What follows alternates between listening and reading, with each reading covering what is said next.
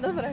Máme tu našich bengalských tigrov, sú to naše dvojičky, no jeden je schovaný vo vnútri. Tento sa volá Ice, má 9 rokov, do našej zoo prišli ako niekoľkodňové mláďatka od súkromného slovenského chovateľa. Boli kontaktné, ale len chvíľku. Kontaktnosť sa zrušila, keď začali rásť a teraz každá tá ich rada prenaspala veľké nebezpečenstvo. Dávame im jesť 5 krát do týždňa. Zjedia 4 kg mesa. Dávame im hlavne kuracinu, jahňacinu, hovedzinu a rybacinu. Bravčovinu nie, pretože je masná a veľmi rýchlo by pribrali.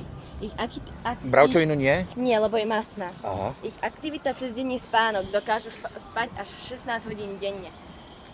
Tiger je jediná mačkovitá šelma, ktorá má pruhy. Ostatné majú flaky alebo niečo podobné. Zaujímavosť je to, že keby sme tigrovi ostrihali srsť, tak tie pruhy nie sú len na srsti, ale aj na koži. Takýto tiger sa vo voľnej prírode dožíva do 20 rokov, no v zajati to môže byť aj 25, pretože má všetko, čo potrebuje a má aj veterinára. Je parádny. Ale veľkostne je tak, jak ten lev. No. No a v čom je rozdiel tiger a lev? Veď toto vyzerá ako tá levica. Podobne, že? Len je teda z iného kraja, lebo tie sú Afrika a toto je Ázia, nie? To je Ázia. Chceš ešte? No. No. Ale je to taká väčšia mačka.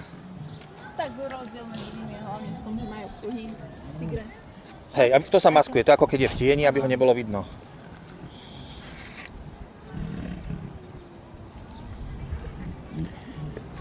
Krásny je tento, no. Si povedala, koľko sa dožíva? Ten je pekný, hej.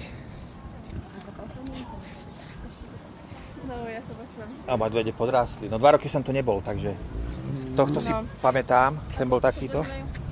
V voľnej prírode 20 rokov, v zajati 25. A Maco, no. To boli 2 súrodenci. Super je. Pravda, to som nepovedala.